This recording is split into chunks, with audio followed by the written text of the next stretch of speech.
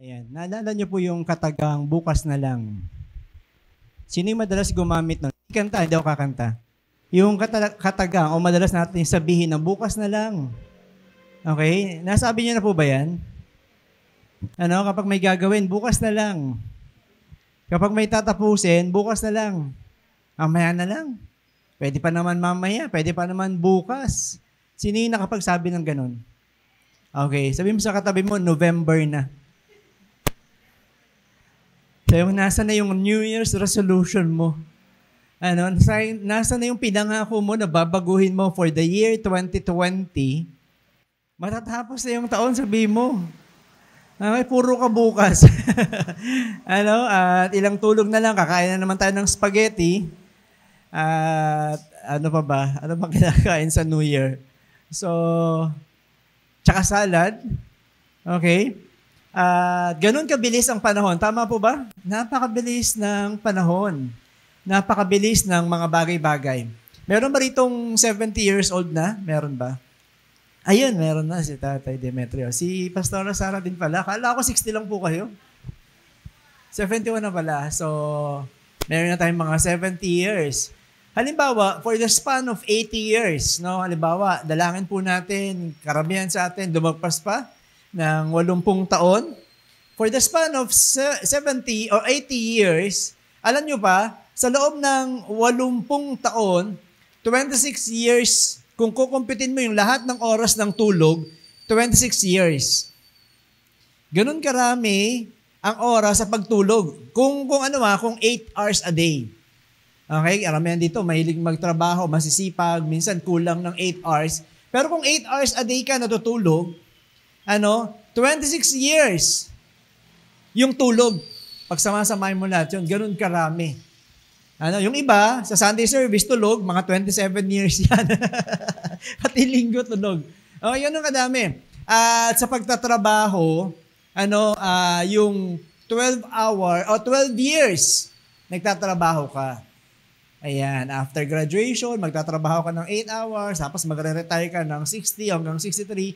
Nasa 12 hours yung trabaho mo for the lifetime, for the whole lifetime. 12 years yon.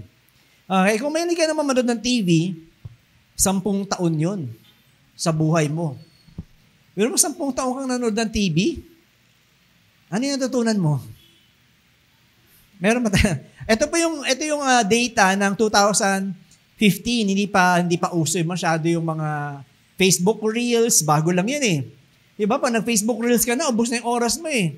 Kaagano ng palabas, no? Ang mga short clip lang naman siya, seconds lang naman siya, pero gabi na. Katatanghalian ko lang kanina, ngayong gabi na kakapanood mo sa Facebook Reels.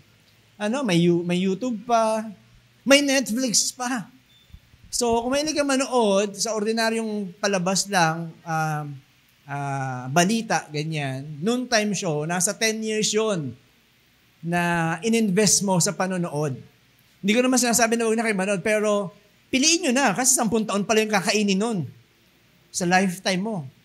Okay, sa panonood, piliin nyo na yung mga bagay na masarap panoorin, yung may mahuhugot kang mga prinsipyo. Maraming ganung palabas.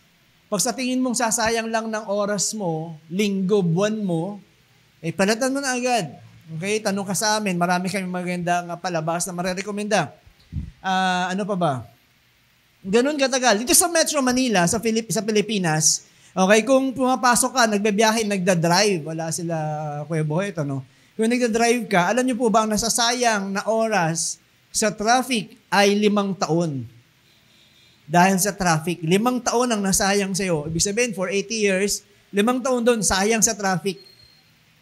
Okay, ganun kalala ang traffic. Sa Philippines, ganun kayang ubusin yung oras mo.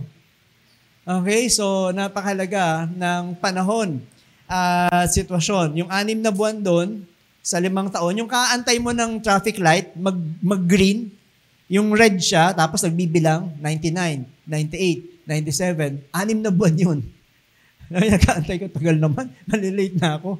So, yun yung mga oras na sasayang kung hindi tayo mabubuhay para sa Panginoon. Okay? May picture ata ng traffic no? Napakalala ng traffic dito sa Philippines. At ang tanong, dahil sa dami ng mga bagay na kinukonsumo pala natin sa pagtulog, wala pa nga doon yung pagkain, pagligo, pag-exercise, wala pa doon. Okay, pag-aaral, halimbawa, meron ka na lang 24 hours, halimbawa lang. Meron ka na lang 24 hours na mabuhay, ano na ang gagawin mo? Diba, bukas, 3:00, darating na ang Panginoon. Ano na yung gagawin mo? Sige nga, isip tayo ng saglit lang. Bukas ng 3:00, darating ng Panginoon, ano ang gagawin mo? Halimbawa lang, hindi ko sinasabing darating ng Panginoon bukas, ha? Ano ang gagawin mo? Yung bagay na mahalaga. Tama? Bagay na mahalaga, mga importante. May kwento nga dyan ng isang doktor tsaka isang pasyente.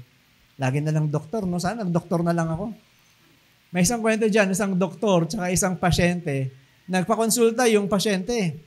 At sabi nung doktor sa kanya, meron akong good news at bad news sa iyo. Okay? Ito ang good news, sabi niya. Meron ka na lamang 24 hours to live. Tinaningan na siya ng doktor. Isang araw ka na lang mabubuhay. Galit na galit yung pasyente. Ano bang pinagsasabi mo? Ano bang good news doon? Bakit naman? Meron pa bang mas maganda pa doon? Yun natin hindi. Ito ang bad news, sabi niya. Kahapon ko pa nakita yan. Nakalimutan ko sabihin sa iyo. Joke yun. Sabi mo sa katabi mo, joke yun. Tumawa ka naman. Ano ba yan? Napaka-seryoso nyo naman. Okay. Ang tanong, paano tayo mabubuhay sa panahong ito? Kaya ang title po natin, ang natitira mong oras. Ayan. Medyo seryoso na naman to. Okay? Relax na kayo and I hope God will continue to teach us mula sa title na yan. Sabi dyan, ang natitira mong oras. Matututunan natin dito sa book ni Peter kung papaano pahalagahan ang natitirang oras sa ating buhay. Katulad niya, alam niya kasi na malapit na ang buhay niya. Okay, kaya yung mga letter niya dito, talagang kita mo na talagang parang last farewell niya, talagang sinasabi niya na yung talagang mahalaga. Sa pag-uumpisa nga nung ating series, sabi ko, ang ganda nung libro, ang ganda nung sinulat, kung talagang nanamnamin, kung talagang lagi nating babasahin, ang dami nating matututunan sa libro niya. Kasi alam niya na malapit na rin siyang mamatay. Kaya sinabi niya na yung mahalagang bagay para sa inyo. At kung naniniwala tayo na darating na ang Panginoon, mabubuhay ka sa paghahanda para sa araw na yon. Okay? Kung ang isang Christian malinaw sa kanya, naunawaan niya na malapit nang dumating ang Panginoon, mabubuhay na siya para paghandaan ang araw na iyon. Di natin alam kung anong mauna, ang ating bang kamatayan o ang pagdating ng Panginoon. Pero alam po natin, tulad ng nakita natin kanina sa introduction, napakaikli lang ng buhay ng tao. Nawa, yung mga bagay na ginagawa natin dito sa lupa ay mapapahalagahan natin yan magpasawalang hanggan. At naniniwala ako, pwede nating magawa ito. Ipapakita sa atin ni Peter yung kahalagahan ng bawat oras ng ating buhay. Paano natin papahalagahan yung bawat araw? Paano natin naisin na mabuhay para sa Diyos? Okay, so makipagbukas po kayo sa akin sa 1 Peter chapter 4. Chapter 4 na tayo. Isang chapter na lang. Tapos na natin ng Peter. Verse 1 to 11. Okay, okay lang yung lakas ng boses ko. Ano po, okay lang? Okay lang naman, hindi ko kailangan ganyanin. Okay, mali na lang yung boses ko. Pero hindi ko na kailangan siguro itutok ang aking mic. Yan. Okay? Nandiyan na po ba kayo? 1 Peter chapter 4, verse 1 to 11. Yan. Sana sabahan niyo po ako sa pagbabasa ng verse by verse at pag-aaralan natin yung kahalagahan kung bakit niya isinulat ang mga bagay na ito on the context of the first suffering ng mga Christian, yung dispersion, yung napakatinding suffering na nararasan nila. sa kanilang kapanahunan. At ano ang relasyon nito sa ating kapanahunan? Okay, mula sa title, sabi niya, ang natitira mong oras. Number 1, paano natin pahalagahan ang natitira mong oras? Sabi diyan, we suggest, number 1, patuloy na makipaglaban sa kasalanan. Kung naunawaan natin na meron na tayong natitirang oras, ilang panahon na lang. Di ba napakabilis ng panahon?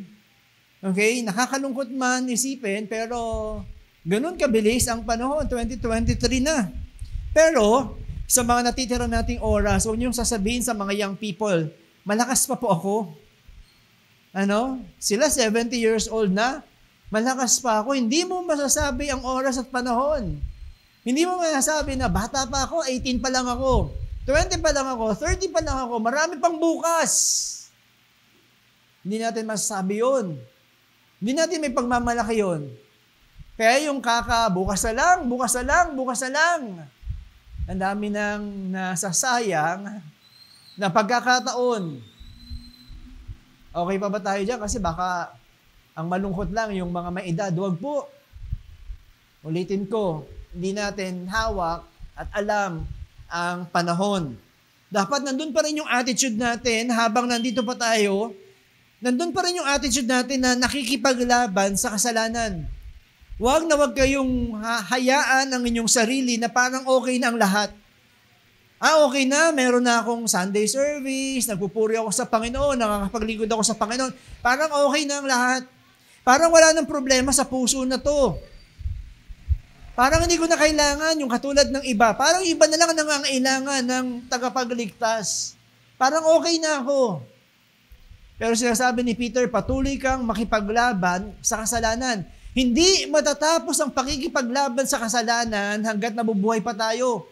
Matatapos lang yan pag wala na tayong hininga. Okay po ba yun? Huwag nyo sasabihin, ay sa kanila, buti pa sila, parang mukha na silang banal. Hindi ganon, walang ganon. Matatapos lang ang pakikipaglaban sa kasalanan kapag wala na tayong hininga. At habang nabubuhay pa, sabi ni Peter dyan, number 1, patuloy na makipaglaban sa kasalanan. Mahirap kasi sa atin, akala natin okay na. Hanggang sa makita natin na yung sarili natin na parang hirap na namang makaalis sa isang lugar na kung saan hindi kalooban ng Panginoon. Sabihin natin, isang beses lang naman, minsan lang naman, susubukan ko lang naman para ma-experience ko lang. One time lang. Ano ba kayo? Makakabalik din ako. Makakaahon din ako. Magiging maayos din ang buhay na ito. Pero nakikita natin kung papaano napaka-strategic ng kaaway sa ating kapanahunan hanggang sa makikita na lang nila ang kanilang sarili na hindi na makabalik sa Panginoon. Unti-unting pinapatay na ng one time natin na nagiging mas madalas na yung mga natitira ng mahalagang oras ng buhay natin. Okay lang sana yung oras kung katawan na natin, yung kaluluwa na natin, ang pinapatay nito. Sige, tingnan niyo po sa verse 1 ng chapter 4 kung ano yung ginawa ng kasalanan sa ating Panginoong Hesus. Sabi diyan sa verse 1, dahil si Kristo ay nagtiis ng hirap sa buhay na ito, kayo man ay dapat maging handang magtiis sapagkat ang nagtitiis ng hirap sa buhay na ito ay tumalikod na sa kasalanan. Ang pangarapin ni Peter na kaya minsan nahihirapan, kaya tayo nagtitiis, kaya tayo dumadaan ng mga pagsubok kasi nakikipaglaban ka sa kasalanan. Yan ang kanyang pangarapin. Mahirap ang buhay kasi nakikipaglaban ka sa kasalanan. Kaya ka nag-i-struggle, kaya may mga sakripisyo, kaya ka hindi ka tulad ng ibang tao kasi nakikipaglaban ka sa kasalanan. Napakahirap naman para sa isang Christian na enjoyin ang kasalanang pumatay sa Panginoong Hesus. Nakuha niyo po yun? Yung kasalanang pumatay sa Diyos mo, tapos ini-enjoy mo. Meron bang ganung Christian? Ito halimbawa lang. Okay? Halimbawa lang. Ano po? For example lang. Para mas mabigyan kong diin yung verse 1 na yon. Halimbawa, merong isang serial killer, okay, na pumapatay ng bata. Ang gamit niya, kutsilyo. Kutsilyo ang kanyang gamit sa pagpatay. Ang huling biktima ng serial killer, anak mo.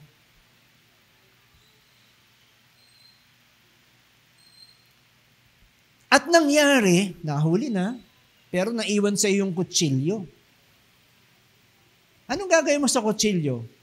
Ilalagay mo ba yon sa drawer? Ilalagay mo ng salamin para hindi siya masira, hindi siya mahulog?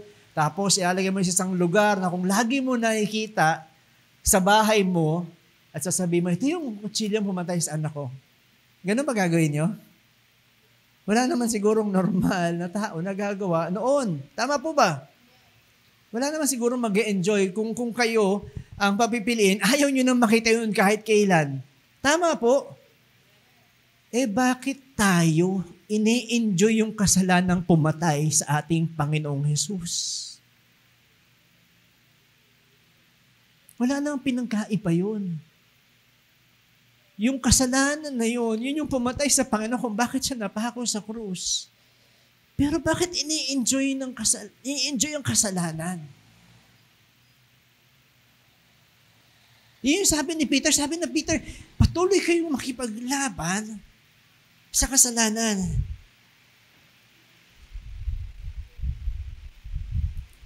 Nawa, isa sa dahilan kung bakit tayo nakakaranas ng pagsubok, nawa, kasi isa kayo sa pinipili makasunod sa Panginoon. Pinipili na malugod ang Panginoon sa lahat ng ating ginagawa.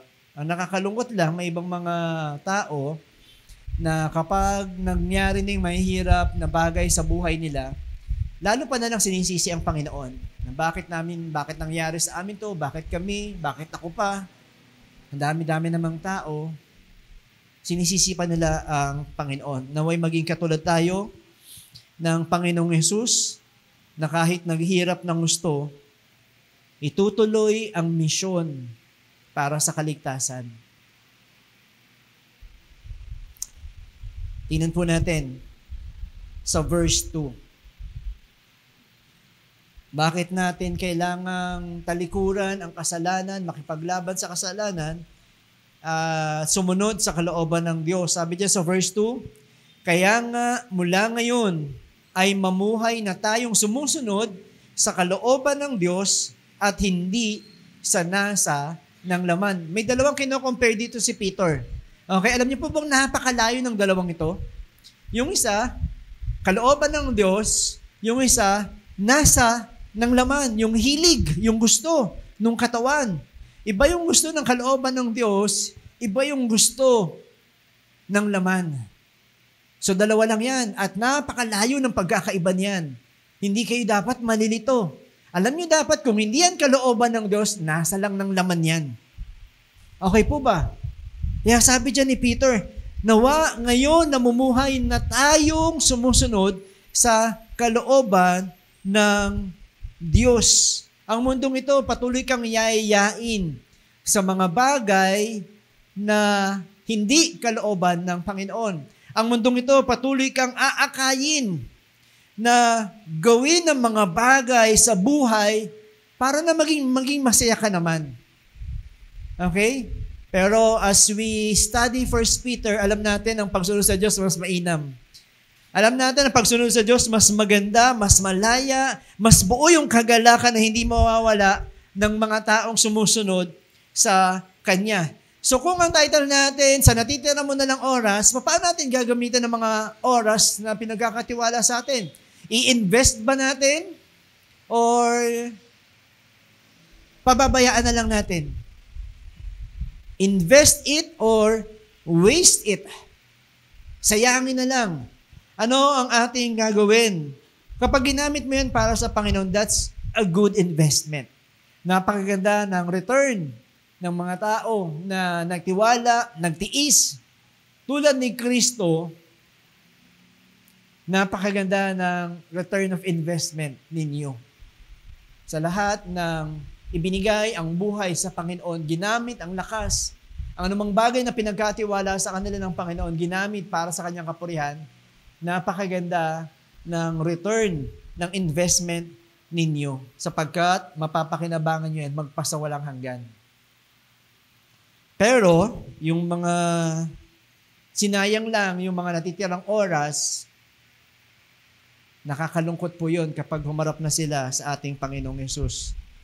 Nawa, hindi ka bigatan sa inyong pagsunod sa kalooban ng Panginoon. Kahit sinasabi natin ni Peter na merong suffering, may mga pagsubok, hindi naman po ito, hindi ka naman magmumukhang kawawa.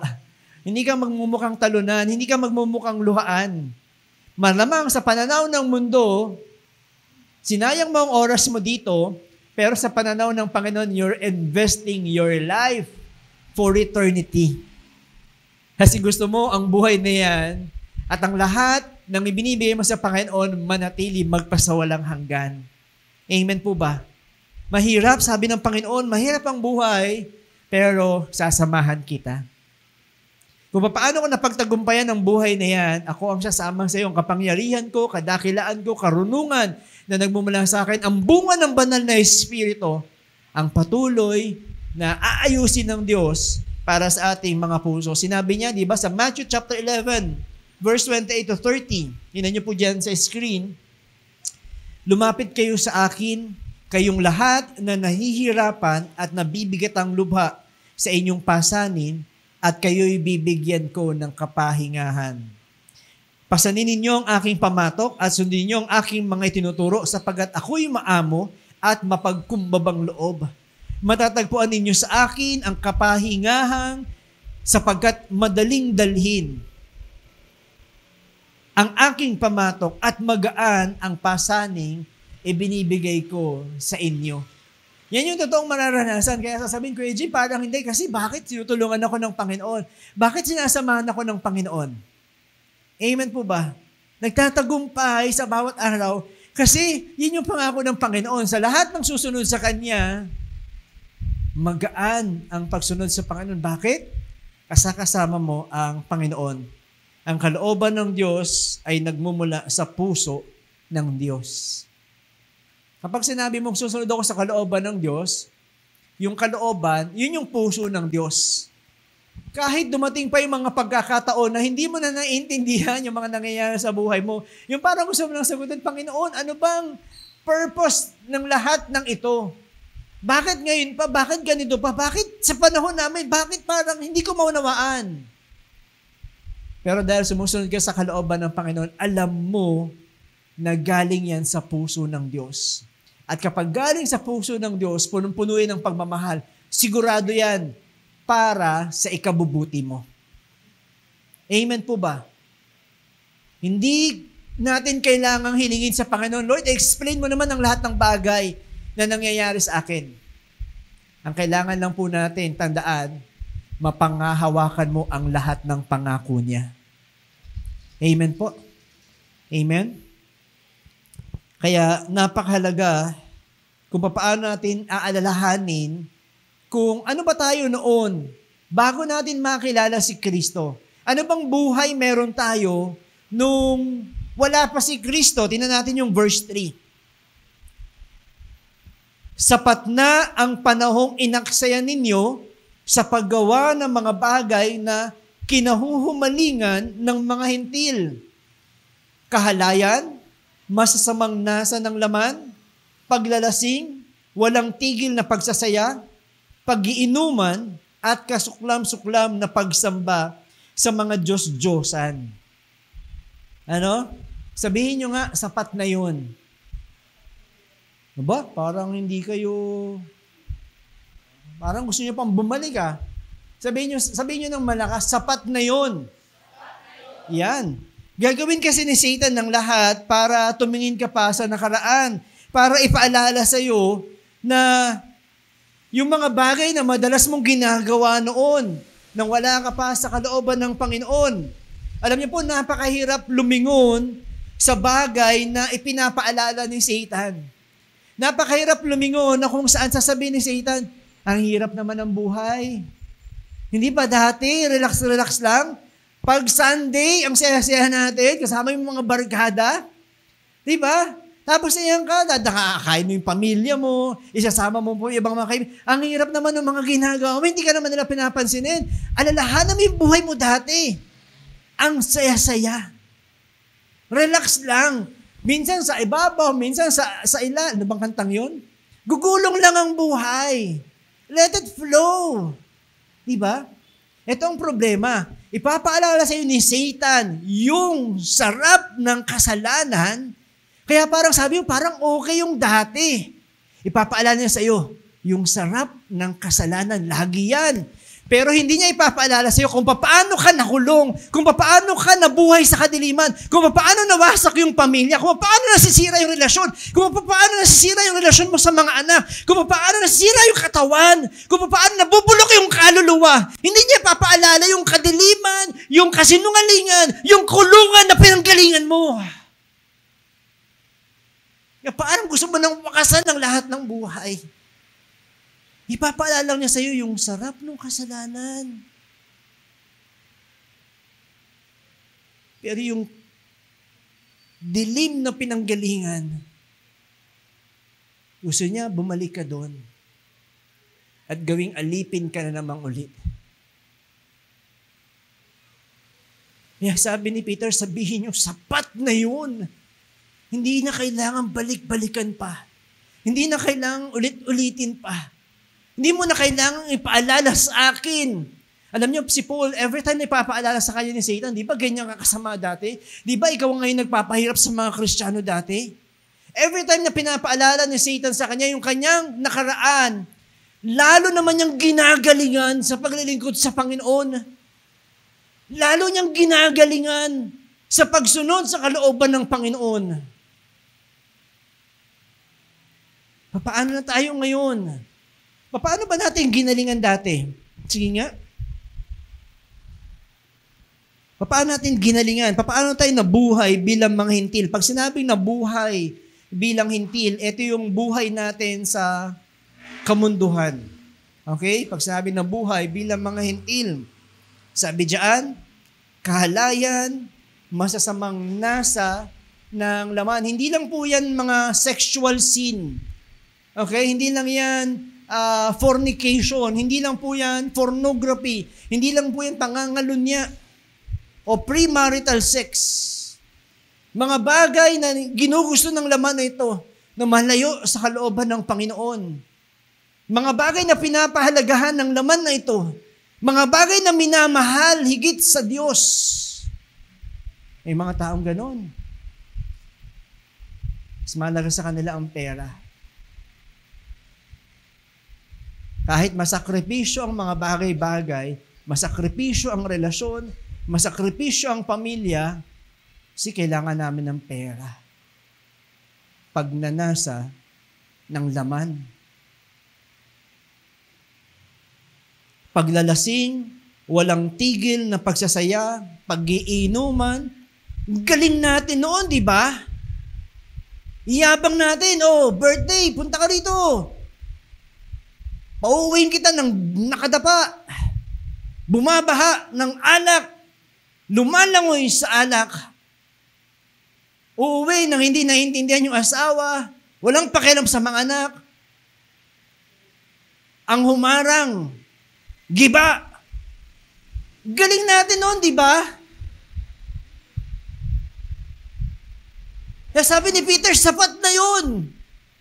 Hindi na kailangan balik-balikan. Paano saktan ng asawa, saktan ng anak.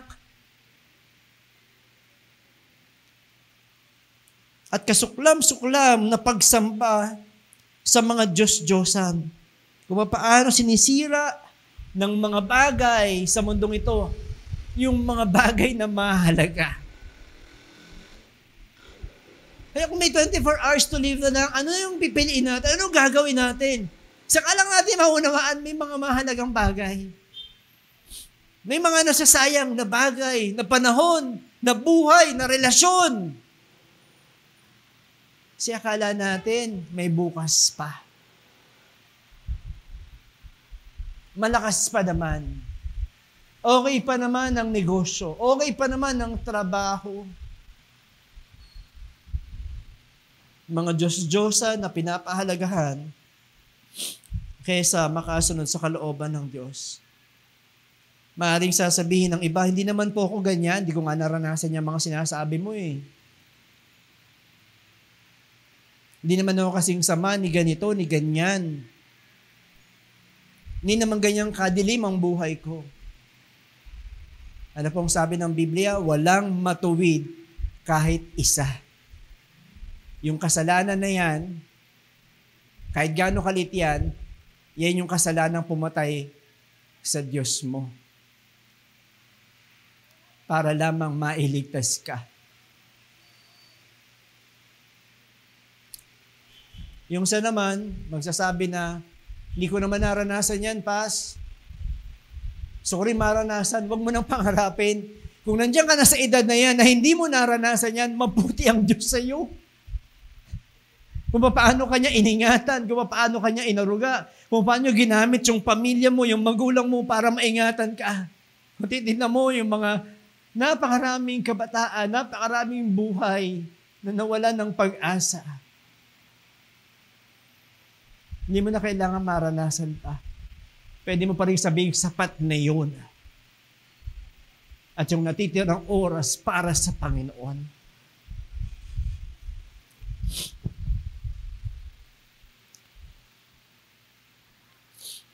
Kaya, naalala ko yung sabi ng aking anak na si Yuri, konting sarap, daming hirap.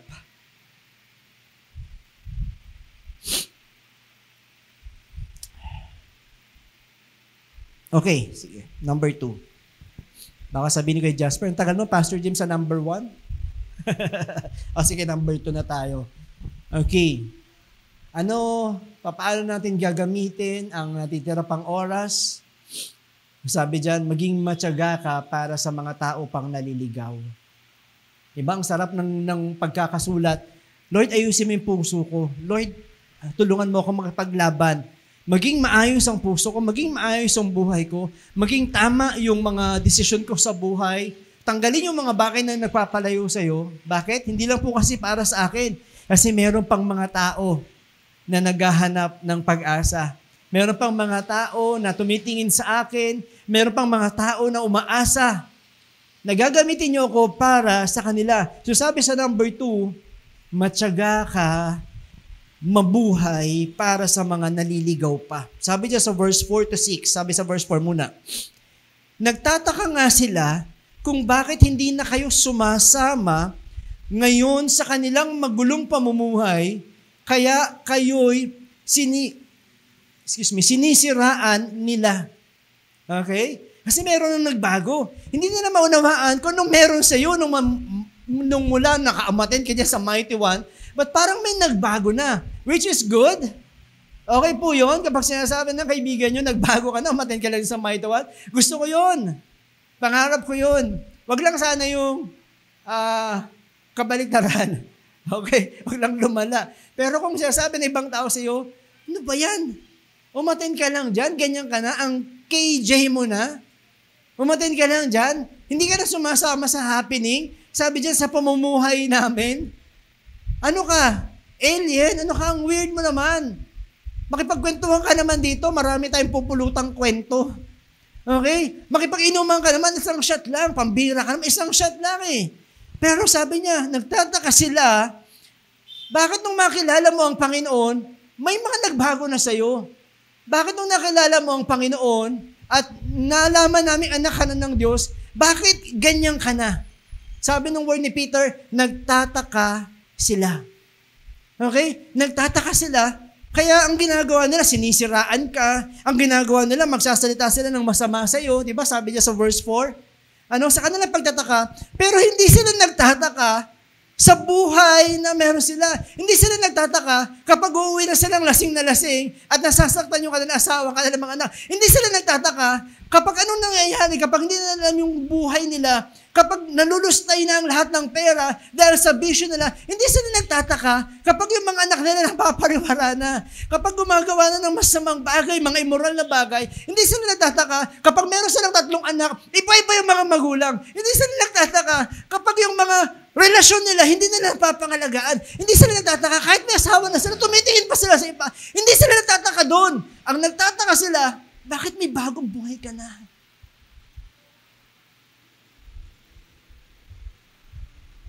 Yan ang mundo, sasabihin sila sa iyo ang lahat ng masamang bagay.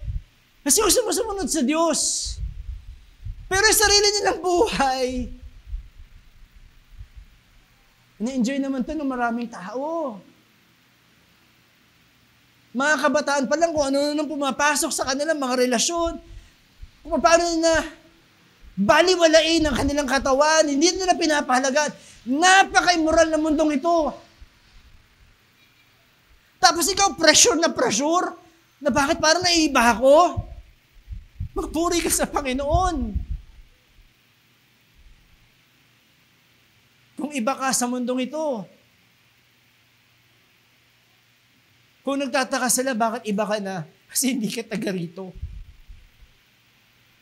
Pero sabi ni Peter, may natitira ba tayong oras? Kailangan mong pagtiyagaan sila. Alam natin na sila'y nabubulagan pa. Alam natin na hindi pa nila nakikita yung katotohanan, hindi na nila nakikita na mayroon pang buhay pagkatapos nito. Alam natin na sila'y patay pa dahil sa kasalanan. Pagtiyagaan nyo sila. Patuloy kayong nariyan mabuhay para sa kanila. Be patient with them. Maging matyaga sa mga naliligaw. Hindi man sila sumasang-ayon sa pamumuhay na meron ka o ikaw hindi ka sumisang-ayon sa mga bagay na ginagawa nila. Hindi ka man nakikisama doon sa mga kasalanan na yon, alam natin na meron din silang pag-asa sa Panginoon. Kaya kahit anuman ang sabihin nila masama sa inyo, alam niyo po, pagkakataon yun para gumawa ng mabuti. Amen po ba? Pagkakataon yun para gumawa ng mabuti. May mga tao kang inis na inis, may mga tao kang bisit na bisit, galit na galit. Diba? Dahil sa mga ginagawa nila sa iyo, pero ito yung pagkakataon para gawan mo sila ng mabuti. Bakit mo gagawin yon? Bakit mo magtsatsaga para sa kanila? Tingnan niyo po yung verse 5. Sabi niya sa verse 5, ngunit mananagot sila sa Diyos na hahatol sa mga buhay at sa mga patay. May paghatol ang Panginoon. Imbis na makipag-away ka, imbis na makipagsagutan ka sa social media, imbis na, alam mo yun, makipagsigawan ka, makipagburad ka, imbis na makigulo ka sa mundong ito. Tandaan mo na merong Diyos na hahatol. Kaya sabi nung Peter, nung nakaraan, ipanalangin mo na lang sila. Ipanalangin mo na sila ay magkaroon ng kaligtasan. Ipanalangin mo na makilala nila ang Panginoon. Ipanalangin mo na isukuri nila ang kanilang mga buhay sa Diyos. Kasi kung nauunawaan lang natin, yung paghahatol ng Panginoon, hindi mo papangarapin na sila ay mapahamak. Kahit kaaway mo pa yan. Kung naunawaan mong mabuti, yung nag-aantay, nakapahamakan sa lahat na nagre-rebelde sa Diyos, hindi mo papangarapin. Minsan may ganun, ano? Sana mawala na yan. Diba? Minsan nakakapagsabi tayo ng ganun eh. Sana mawala na yan. Sana pagbayaran niya lahat. Sana Diba? Minsan may ganun eh. Sana makita niya yung hinahanap niya. May ganun pa sa puso natin, diba? Pero kung naunawaan natin mabuti, kung meron man tayo sa puso na ganun, alam mo yon, yung parang ayaw mong maligtas na tao kasi dahil ang sama nga, huwag naman po sana. Okay? Sapagkat, sabi nga ng Panginoon, ipanalangin sila. Ang Panginoong Hesus din, nung nangyari sa kanyang lahat ng bagay na yan, hindi naman niya itinigil yung misyon. inalay pa rin niya yung buhay niya para magkaroon ng pag-asa ang bawat isa. Amen po. Kung meron pa kayong ganung pakiramdam na parang yung tao na yan, ako, salot.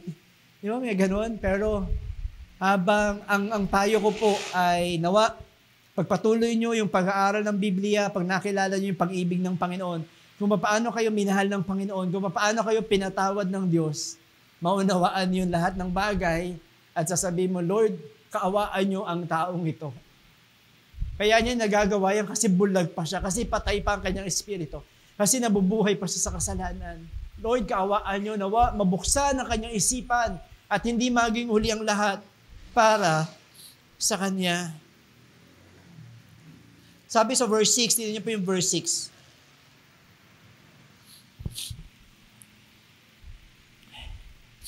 Ipinangaral din ang magandang balita sa mga patay upang bagamat sila'y nahusgahan ayon sa laman, gaya ng lahat ng nasa laman, mabubuhay sila sa espiritu sa pamamagitan ng kapangyarihan ng Diyos. Pinag-aralan na natin to, no, na sana hindi kayo malito, na parang hindi ko maintindihan, ipinangaral din ang magandang balita sa mga patay upang bagamat sila'y nahusgahan. Diba? Kuya Jim, diba sabi natin, pinag-aralan natin na wala ng second chance sa patay. Sa patay po, hindi mo na pwedeng i-preach yung gospel sa patay. Wala nang salvation kapag patay na. Okay?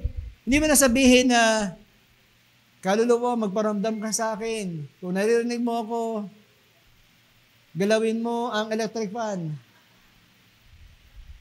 Magagalaw yan. Oh, wala. Yung parang ganon, sige, kung nandyan ka, sabihin mo na mahal mo ang Panginoon, walang ganon eh. Diba? Walang nagdudugtong sa impyerno, papuntang langit. Okay? Sa lugar na wala ang Diyos, papuntang langit kapag ang tao ay namatay na. So, yung katuroang ito, ang nais sabihin ni Peter dito, babalik lang tayo sa context ng 1 Peter. Ang context ng 1 Peter ay nagpipreach si Peter doon sa mga Kristiyano na merong persecution nararanasan, doon sa mga nararanasang life and death situation sa kanilang pagsunod sa Panginoon. Okay? Ito yung panahon na kung saan susunod ba ako sa Diyos? Kasi ang lahat ng sumusunod sa Panginoon, merong great persecution. Pinipersecute, inahanap, ikinukulong, binibitay. Okay? Ito yung sinasabi ni Peter, makakaranas kayo ng matinding kahirapan, kaya nagkaroon ng yung diaspora, yung dispersion, naglipatan ng iba't ibang bansa, yung mga Christian sa kanyang kapanahon. Sabi niya, magtsatsaga kayo, patuloy kayong maglilingkod sa Panginoon, patuloy kayong susunod sa kalooban ng Panginoon. Ang sinasabi niya rito, yung mga patay na piniling sumunod sa Diyos, na kahit kapalit nila ang buhay nila, sabi niya diyan, nahusgahan ayon sa laman, gaya ng lahat ng nasa laman, mabubuhay sila sa espiritu sa pamamagitan ng kapangyarihan ng Diyos. Okay, hindi po yan preaching the gospel to the dead. Hindi po ganon. Kinikwento niya rito, marami tayong kapatid na naghihirap. Kung paano kayo naghihirap ngayon, ganon din ang kanilang naranasan. Actually, nararanasan nga natin yan, hindi pa life and death eh. Tama po ba? Hindi pa, alam mo yun, susunod ka sa Panginoon, papatayin ka o hindi. Hindi pa ganon eh. Hindi pa nakasalalay yung buhay natin ngayon eh. Tama po ba? Pero sila namatay sa pagsunod sa kalooban ng Panginoon. Nawa tayo, dumating man sa yugto na gano'n na buhay na yung nakataya. Nawa, piliin pa rin natin ang Diyos. Kapatid, huwag kang matatakot sa pumamatay ng laman. Huwag kang matatakot sa anumang kayang gawin ng tao. Matakot ka sa pumapatay ng kaluluwa. Ang kakatakutan mo lang yung kayang gawin ng Diyos. Amen po ba? Mas pahalagahan mo kung ano yung kayang gawin ng Panginoon, hindi kung ano yung kayang gawin ng mundong ito sa iyo. Kung iniisip natin, nagsasaga tayo, patuloy nating inaakay yung mga wala pa sa Panginoon, sabi dito sa pangatlo, patuloy din natin isipin na malapit ang dumating si Kristo. Okay? Sa ating mga huling panahon, sa ating mga natitirang oras, lagi mo sa isip ng Panginoon ay darating. Amen po ba? May mga simbahan na puro end times ang tinuturo. Yung mga pastor laging tinuturo, mark of the beast. Ganito yung mangyayari sa tribulation, sa mga huling araw at panahon. Magdidilim ang kalawakan, magiging pula ang buwan. Lahat ng maiiwan, makakaranas, makakatatak. Yung mga tao tuloy, parang napaparanoid na. No? May pumutok lang na gulo ngayon na, trumpeta na yun. Hindi na makita yung asawa, naku, naiwan ata ako. Sa November 20, mamaya pumunta kayo dito, tapos walang mga tao. Hindi pa po rapture. Okay, wala lang kami lahat dito, kasi nasa La Forteza kami, mamaya i-announce po yun sa inyo. Okay, may mga ganong tao, may mga ganong simbahan na parang paranoid na lagi pinag-uusapan, end times, mark of the beast. Ay naku, wag kayong magpabakuna. Mark of the beast yan. Kawawa naman sila. Ano? Sabi nga natin, huwag kayo matakot sa pumapatay naman. Matakot kayo sa pumapatay ng kaluluwa. Hindi ko po ituturo sa inyo dito na matakot kayo dahil malapit na dumating ang Panginoon. Ang totoong Kristiyano, matagal niyang inaantay si Kristo na dumating na. Amen po ba? Kasi lahat, sabi ko nga po sa inyo, lahat ng kasagutan ng ating mga panalangin, walang iba kundi ang Panginoon. Yes, kung sasagutin, Lord, magkatrabaho po sana ako. Lord, magkaasawa po sana ako. Lord, magkaanak pa po sana ako. Lord, sana makabili pa kami ng bahay. No? Okay po yun. Walang problema, ipinagpe-pray po namin yon. Pero yung lahat ng yon, lahat ng panalangin nyo, pinaka-the best na sagot ang pagdating ng Panginoon. Amen po ba? Magkatrabaho, maglilingkod ka na sa hari ng mga hari. Hindi ka na pagdadamutan ng sweldo. Hindi ka na pagdadamutan ng kayamanan. Ibinubuhos niya sa iyo yung kayamanan araw-araw. Habang naglilingkod, habang nagpupuri ka sa Kanya. Magkakaroon ng asawa, ang simbahang ito ay kakasal sa Diyos. That's the greatest joy. Amen po ba? Kaya pinipicture ng Panginoon ng mag-asawa para yung tao lalong ma-excite na isang araw ang simbahan ikakasal sa Diyos. Magiging kanya na magpasawalang hanggan. Makakasama na niya magpasawalang hanggan. Walang iwanan, magpasawalang hanggan. Yun yung best picture ng marriage. Lahat ng mga pangarapin mo, bahay, oh my goodness.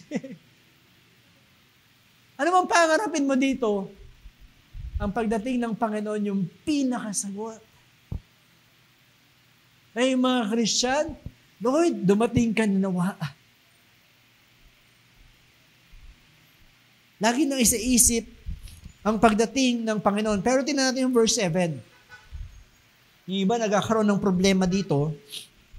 Sabi niya sa verse 7, malapit na ang wakas ng lahat ng bagay. Kaya't maging mapagtimpi kayo at panatilihing malinaw ang inyong pag-iisip.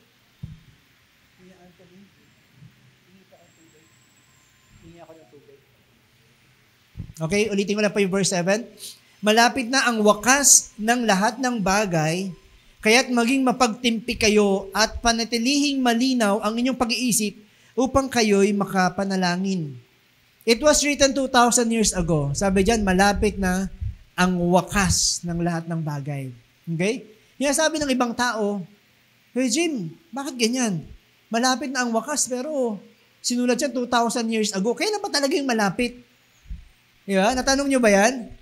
Every time na sinasabi sa Bible, the end is near. This is the last day. Ano? Katapusan na. Okay? Ano na po? Thank you so much.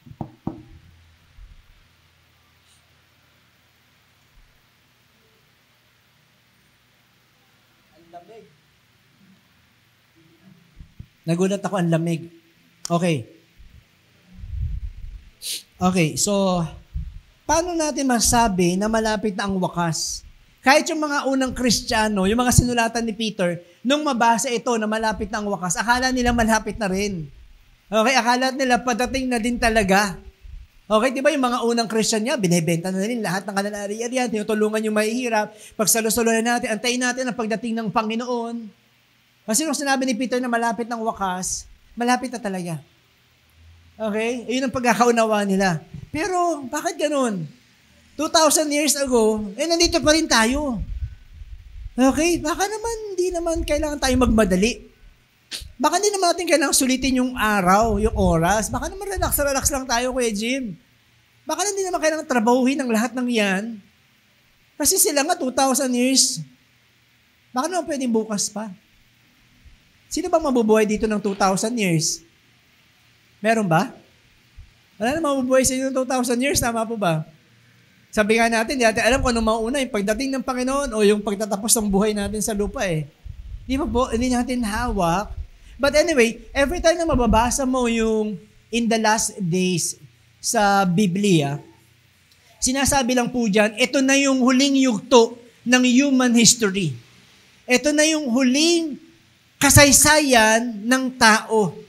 Wala nang susunod pa. Okay? Yung kasaysayan ng tao dito sa lupa, wala nang susunod pa dito.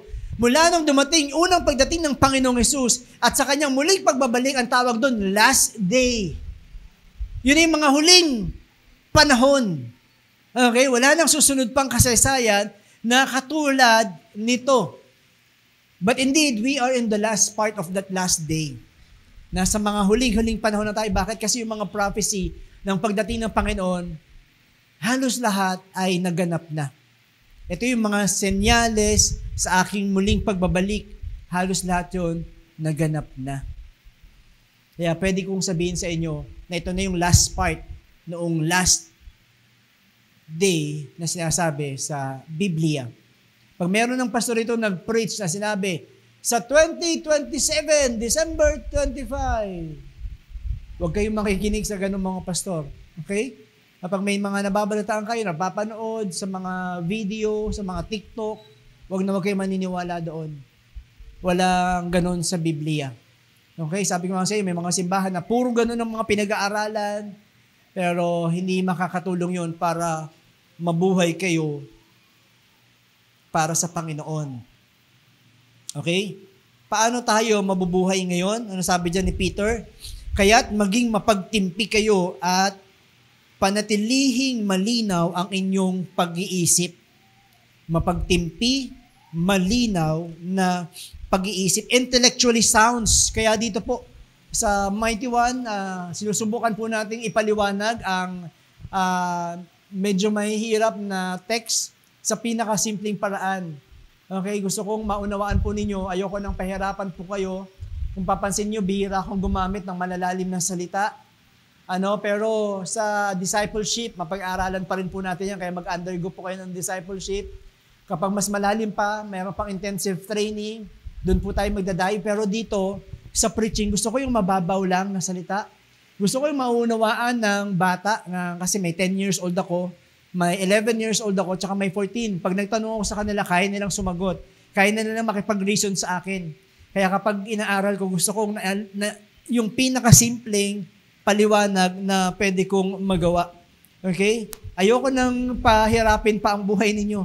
Ayoko nang maging komplikado pa na parang pinag-iisip pa kayo, ano kaya mangyayari? Sinasabi na rito ng salita ng Panginoon ang mga bagay, bakit tayo nabubuhay? Anong purpose natin? Bakit narito tayo? Hindi para malito, hindi para maligaw, kundi maging matatag sa ating pananampalataya sa Panginoon at kaya nating mabuhay sa panahong ito.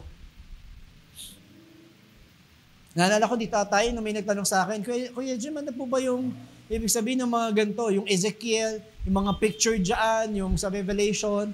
Yan nyo po, pag-aaralan po natin yan.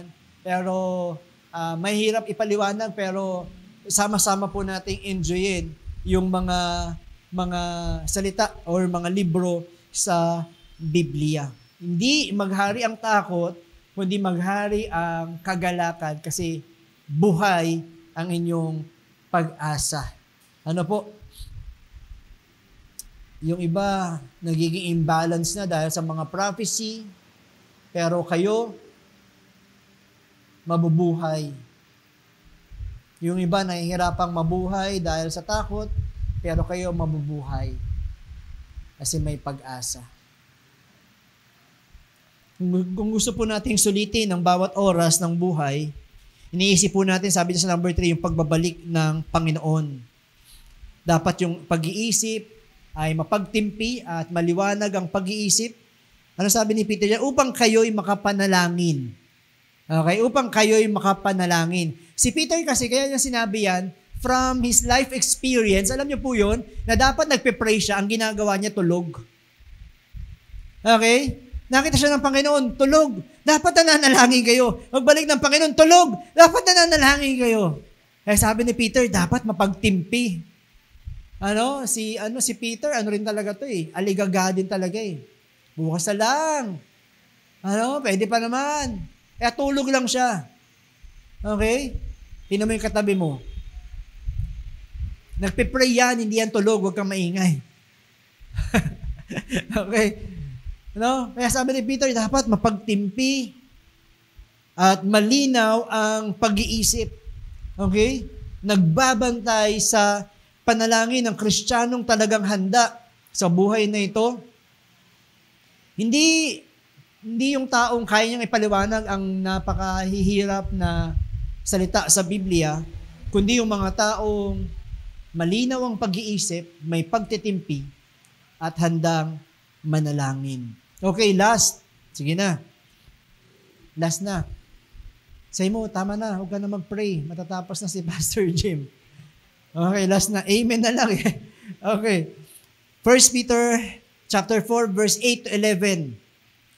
Kapag nais mong sulitin ng bawat oras, sabi dyan, patuloy na magmahal sa kapatid sa Panginoon. Meron tayong buong lesson niyan, kung gaano kahalaga ang kapatid sa Panginoon, kung paano makakasama itong magpasawalang hanggan. May mga relasyon sa lupa na hanggang lupa lang. Okay, pagdating sa langit, hindi na mag-asawa, hindi na magkapatid, hindi na magulang sa anak, hindi na anak sa magulang, magkamag-anak, hindi na ganon. Sa lupa lang. Pero ito, mga kapatid mo sa Panginoon, makakasama mo yung magpasawalang hanggan. May mga relasyon na hanggang dito lang sa lupa na hindi mo makakasama magpasawalang hanggan. Pero ito, kaya sabi ni Peter, patuloy na magmahal sa mga kapatid sa Panginoon. Sabi niya sa verse 8, higit sa lahat, magmahalan kayo ng tapat sapagkat ang pagmamahal ay pagpumapawi ng maraming kasalanan. Sa English yan, the love that covers a multitude of sin. Covers a multitude of sin. Ito, pumapawi ng maraming kasalanan. Kung ang isang pulis, para mapatunayan na pulis siya, ano pinapakita niya? Baril? Badge. May badge siya. Okay? Pulis po ako. Meron po kaming search warrant.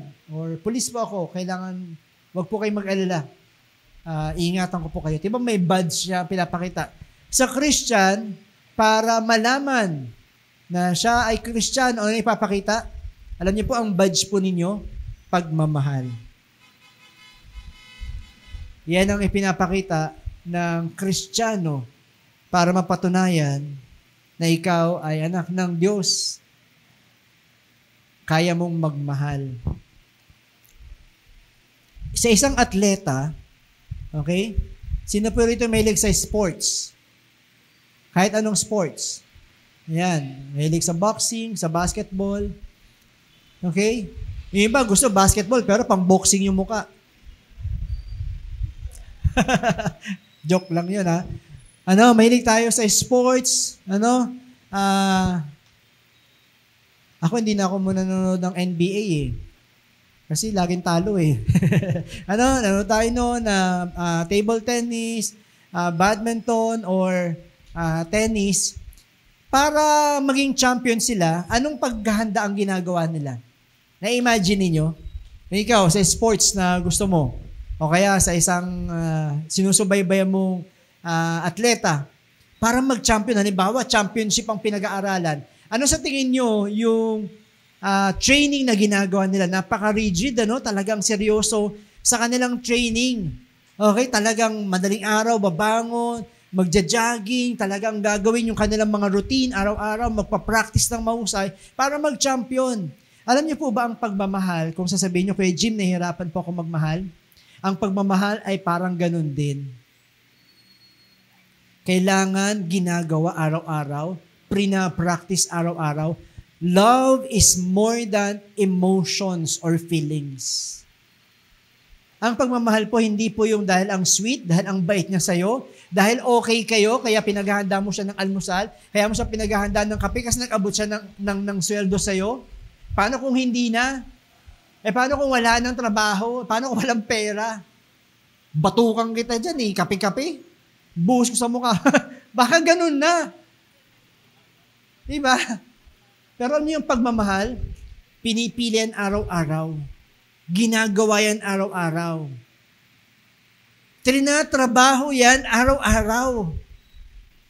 Rigid yan. Kung gusto mo mag-champion sa pagmamahal, pinipili yan anuman ang sitwasyon, anuman ang kondisyon. Sabi nga ni Peter, kahit hindi ka mahal-mahal, kaawaan mo, ipanalangin mo sa Panginoon. Si araw-araw ginagawa yan. Dedication, commitment, pagpili. Kasi pinili mong mahalin. Ganon din naman ang Panginoon sa atin. Tama po ba? Kung pinairan lang yung emotion sa atin, hindi naman tayo kamahal-mahal, hindi nga tayo sweet sa Kanya Ayaw nga natin siyang kausapin Sino rin kumausap sa Panginoon bago magsimba? Diba? Sweet ka ba? Lord, I love you. Good morning po, Jesus. Salamat kasi buhay pa po ako. May ganun ba rito? Napaka-sweet sa Panginoon? Hindi nga tayo sweet Kaya ang pagmamahal, it's more than emotion. Pagkagising, ano ba yan? Ang ingay nyo! Natutulog pa ako, linggo! Ito na nga na ipahinga ko! Diba? Hindi na nga tayo nagmasalamat, oh, sarap buhay pa pala ako. Salamat sa Panginoon. Diba? Kaya kung sa sweet-sweet lang, kaya kayo mahal na lang sweet, nako. Magbago na kayo. Pero yung pumipili, mahal kita dahil mahal kita. Tapos. Ganun lang yun. Ganun magmahal ang Panginoon. Parang atleta, dahil gusto niyang manalo sa buhay na ito, mabuhay para sa kalooban ng Diyos, pinipili na magmahal. It's more than feelings or emotion. Dedicated will. Yan ang pagmamahal ng isang Kristiyano. Kung paano magmahal si Kristo, ganun siya magmahal. Sabihin niya sa anak niya, alam mo na, kahit ang tigas ng ulo mo, mamahalin pa rin kita. Alam mo, kahit ganitong ginawa mo sa akin, mamahalin pa rin kita.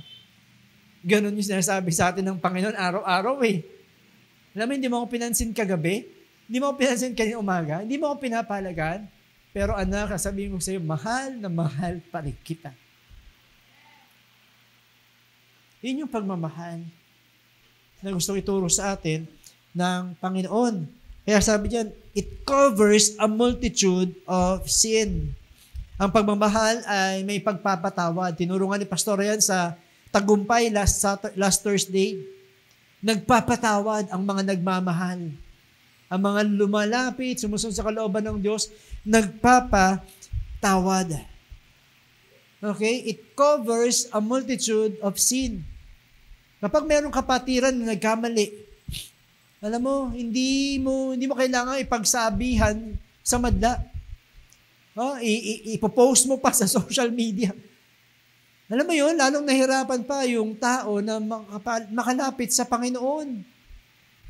Ang nagmamahal, pinagtatakpan yung kasalanan.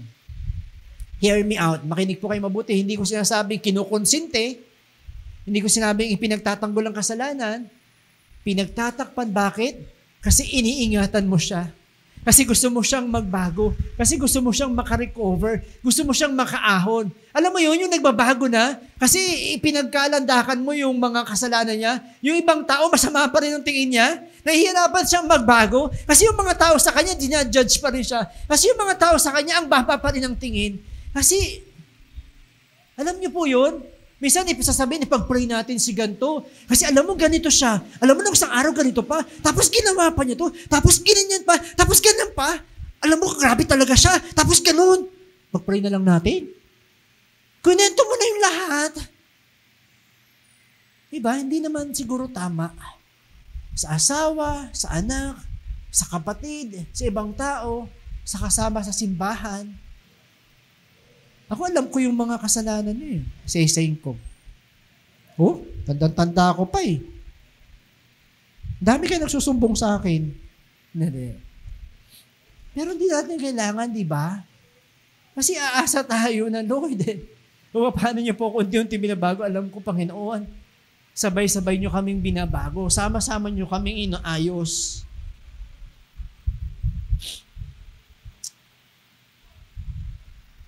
Kaya kung may prayer request po kayo na hindi nyo may susulat dyan, pwede nyo direct ang i-message sa akin, kay Pastor Romero, sa mga babae, pwede po yun.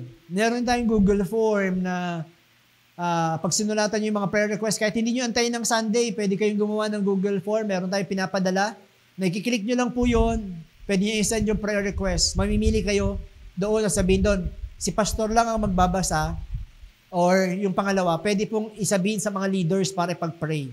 Okay, pag sinabi nyo si Pastor lang, para kay Pastor lang to, ako lang po makakabasa po noon. Kaya pwede nyo gawin yun anytime. Or kung medyo mahirap, pwede namang message lang po sa amin. Wala pong problema. Ulitin po natin, hindi tinatago ang kasalanan, hindi kinukonsinte, pero patuloy na inaalagaan ang paglago ng bawat isa. Amen po. Kasi alam naman ng Panginoon ng lahat ng bagay. Tama po ba? Hindi mo kailangan i-post, hindi mo kailangan sabihin kahit kanino. Kasi alam naman ng Diyos ang lahat eh. Hindi mo may tatago. Hindi natin may tatago yan. Hayaan natin ang Diyos ang gumawa, kumilos, umayos ng mga buhay na ito. Napakalaga ng pagsama ng Panginoon. Hindi lang po spiritual ang pagmamahal, napaka-practical din po yan. Sabi niya sa verse 9, yan, matatapos na tayo. Tignan po yung verse 9. Huwag maging mabigat sa inyong kalooban o sa inyong loob ang pagtanggap sa inyong mga kapatid, sa inyong bahay. Di ba? Pagmamahal din po yan. Hospitality. Okay? Meron bang bahay dito na mahirap pasukin? Uy, huwag yung pasok. Pinasok ang tsinelas. Ano ba yan? Hirap-hirap mag-map. Ano? Uy, uupo si ilabas nyo lang yung mga plastic. Huwag dyan sa... Uy, dalhin nyo lang yung mga hindi babasagin. Yung, ganyan, kasi ganito. Mawawala yung kutsara. May ganun po ba? Wala naman siguro ganun. Pero sabi dyan, napakasimple lang ang pagmamahal, napaka-practical.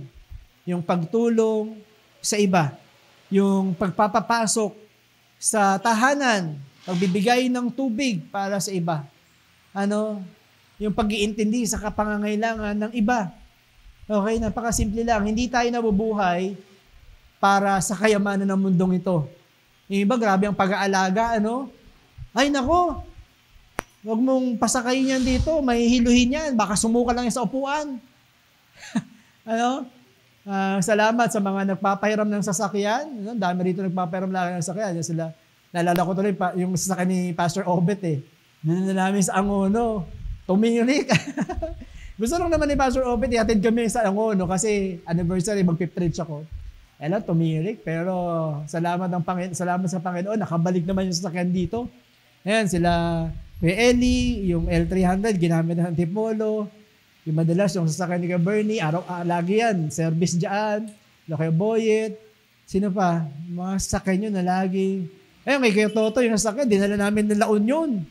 Dinala po namin yung mga ibinigay nyo para sa Bagyo. Sasakyan namin ni Kuya Toto yung ginamit namin doon. So, salamat sa buhay po ninyo kung paano pinapatuloy ang kalooban ng Panginoon, ginagamit ang mga bagay na yan para sa Diyos.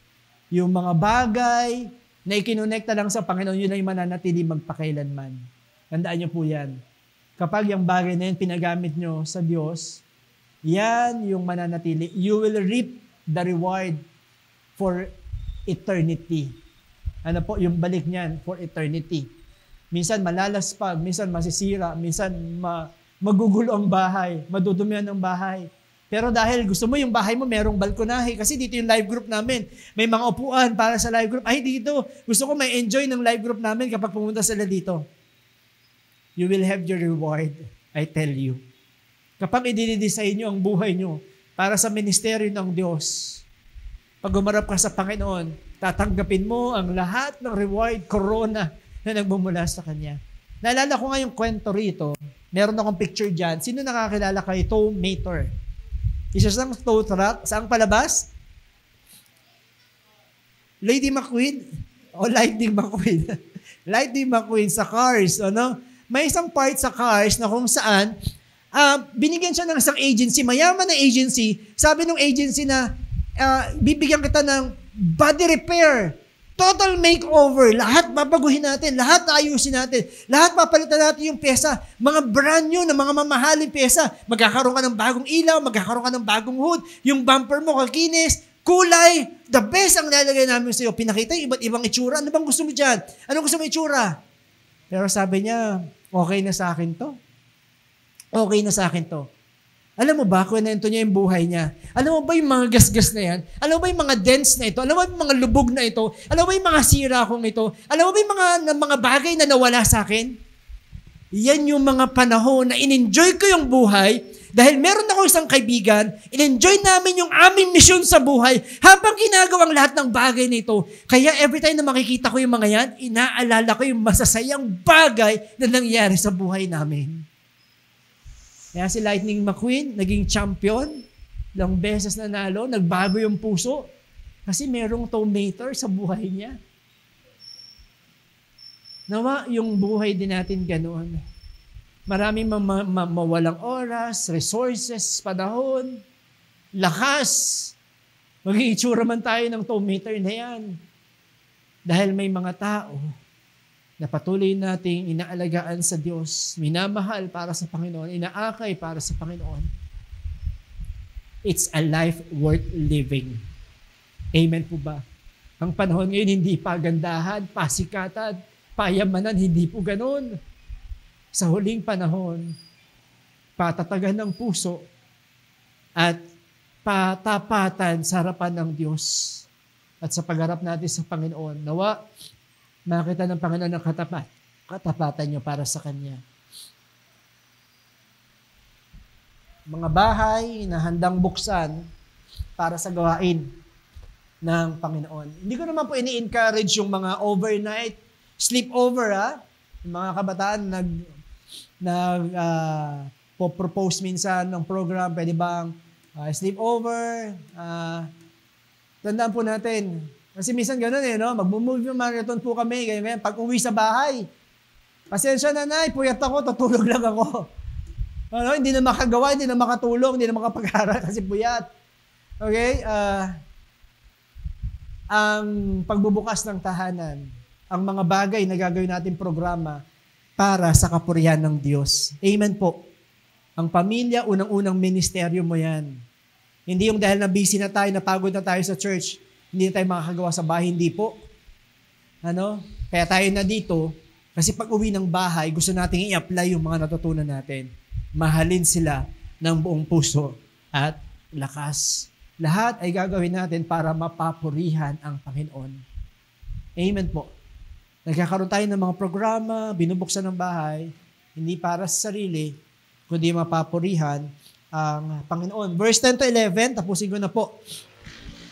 Bilang mabubuting katiwala ng iba't ibang kaloob ng Diyos, gamitin ninyo ang kakayahang tinanggap ninyo sa ikakapakinabang ng lahat. Ikaw ba'y tagapangaral? Ipangaral mo ang salita ng Diyos. Ikaw ba'y tagapaglingkod? Gamitin mo sa paglilingkod ang lakas na kaloob sa iyo ng Diyos upang sa lahat ng bagay, siya'y mapapurihan sa pamamagitan ni Jesucristo. Sa Kanya ang kapangyarihan at karangalan magpakailanman. At sabay-sabay po tayong, ano sabi dyan? Amen. And finally, yung pagmamahal, makikita lagi yan sa paglilingkod. Gamitin po natin ang ating kakayanan. Nawa, ang talangin ko talaga, pagyamanin kayong lahat ng Panginoon. Patuloy kayong pag-unlarin ng Panginoon, ang susunod na lahi, ang anak, ang mga apo, para baunin ang mga salitang ito. Alam yun? Gagamitin ang mga buhay na yan at ang mga bagay na pinagkatiwala ng Panginoon para sa Kanyang karangalan lamang. Meron kang kakayanan sa ministeryo, may magagawa ka. Hindi man tayo lahat makakapag-preach dito sa harapan, pero yung bagay na magagawa mo ay nagbibigay yan ng papuri sa Panginoon. Kaya ako nakakatayo sa harapan, marami pong gumikilos. bago ako makarating sa church, marami nang nag-ayos, marami nang nag-set up, marami nang nag-aayos, naglilinis, nagpa-practice. Marami mga kumikilos sa lugar nito. Kaya napakapalad na simbahan ng Panginoon kapag lahat po tayo ay gumagawa para sa Kanya. Ang buhay po natin ay sumisigaw ng papuri para lamang sa ating Panginoong Hesus. Hindi man kayo mabigyan ng pagkakataon na mag-preach nga ng katulad nito, pero lahat po tayo ay bibigyan ng Panginoon ng pagkakataon na may bahagi ang pagmamahal niya para sa iba. Amen po. Merong mga taong nagmamahal at nangangailangan ng pagmamahal ni Kristo. Sulitin natin ang ating oras dahil isang araw, makikita po natin ang Diyos ng harapan. Makakarating din tayo sa bayan ng Diyos at mananatili doon magpasawalang hanggan. Ilang taon ka na nabubuhay? Tanging ang Diyos lang ang nakakaalam kung hanggang kailan tayo mabubuhay. Huwag mong sayangin yan. Gamitin mo yan para sa kalooban ng Panginoon. Sige po, tayo pong lahat ay tumayo at patuloy na manalangin, magpuri sa Panginoon. Ngayon ay first Sunday of the month. Patuloy din natin alalahanin ang kabutihan ni Kristo sa ating mga buhay. Ihanda po ng ating mga kapatid ang juice at ang tinapay. At sa paghahandang ito, ay patuloy nating sariwain ang kabutihan ng Panginoon.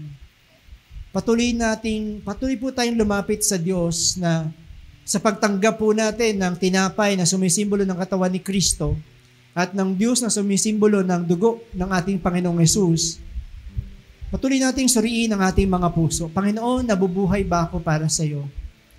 Sinusulit ko ba ang panahong ito, ang mga natitira kong oras para sa inyo? Lord, nabubuhay ba ako na patuloy na nakikipaglaban sa kasalanan, sa mga bagay na dapat pang ayusin sa buhay ko, sa puso ko, sa relasyon, sa ibang tao? May tama ba akong perspective sa buhay? Malinaw ba ang aking pag-iisip? May pagtitimpi ba ako, Panginoon? Lord, kinoconsider ko ba ang iba? Every time na lalapit ako sa inyo, naipapanalangin ko ba ang ibang tao? Ang aking magulang, ang aking anak, ang aking asawa, ang aking mga kamag-anak, Panginoon. Lord, meron ba akong pagtsatsaga para sa iba? Pinapanalangin ko ba sila? Nagmamahal ba ako ng tapat? Naglilingkod ba ako ng tapat? Ginagamit ko ba ang bawat oras na ito para itama yung motibo kung bakit ko ginagawang lahat ng bagay? Lord, hayaan niyo pong isipin ko lagi sa gulo at hirap ng panahon ngayon, alam po namin na ikaw ay darating. Ang aming tagapagligtas ay darating. Para kami ay bigyan ng tunay na buhay na mananatili magpasawalang hanggan. At habang narito kami, O Diyos, patuloy po namin isinusuko sa inyo ang mga buhay na ito. Ang lakas na ito, ang paghinga, ang pagtibok ng puso.